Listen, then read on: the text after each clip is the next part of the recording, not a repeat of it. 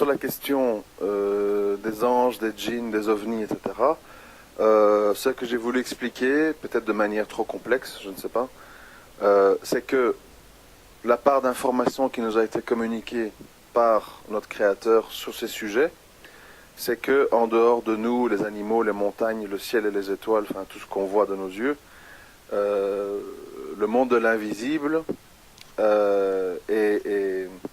est peuplé de djinns, d'anges, principalement. Donc, quand on parle de l'invisible ou des choses de l'invisible, on n'a pas beaucoup d'autres éléments en tant que musulman que ces deux choses-là pour essayer de comprendre.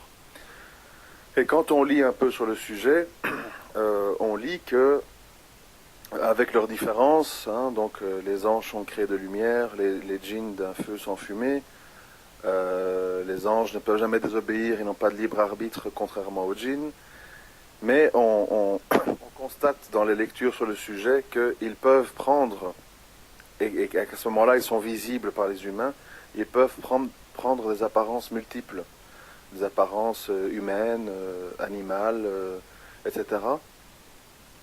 Donc, dans mon esprit, à tort ou à raison, hein, moi je ne suis pas occupé à faire des affirmations, parce que les gens pensent souvent que je fais des affirmations.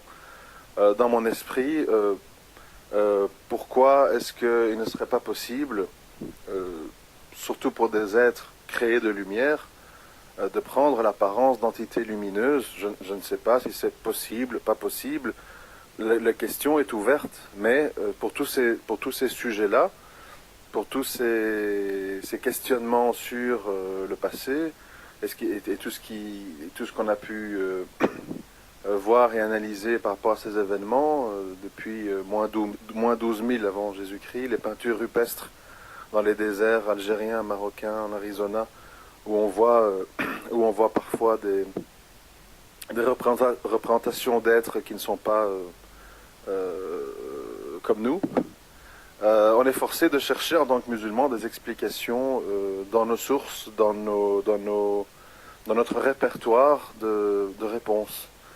Et donc, c'est vrai qu'en dehors des anges et des djinns, on ne peut pas commencer à s'aventurer à parler d'aliens, de créatures, je ne sais pas quoi. Bon, on n'a pas vraiment de point de repère pour ça. Ça, c'est la première chose. Donc, ce que j'ai voulu dire, c'est que même pour ceux qui penseraient ou qui affirmeraient que, notamment dans la théorie de ce qu'ils appellent les anciens astronautes, donc des gens qui ne sont pas musulmans, qui ont une autre vision des choses, comme je l'ai expliqué, chacun met des mots sur ce qu'il connaît. Ils peuvent penser, disons, de quelque façon que ce soit. Le fait est que il y a eu sur Terre des milliers de prophètes qui ont transmis la parole d'Allah, et que même si eux estiment, dans leur croyance à eux, que ce message ne nous aurait pas été transmis par des anges, mais par des créatures qui elles-mêmes auraient été instruites par des anges ou je ne sais pas quoi, le fait est, c'est qu'il y a un message.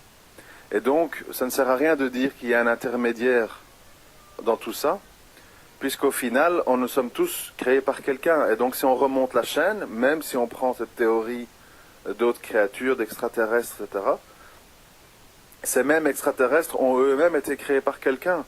Donc, on se pose le problème.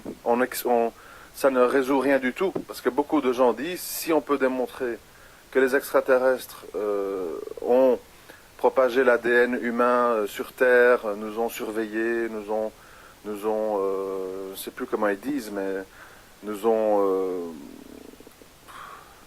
en quelque sorte fait des expériences scientifiques avec nous, que nous serions une sorte de rat de laboratoire pour des extraterrestres.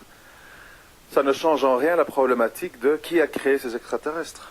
Et on en revient chaque fois à un Dieu créateur.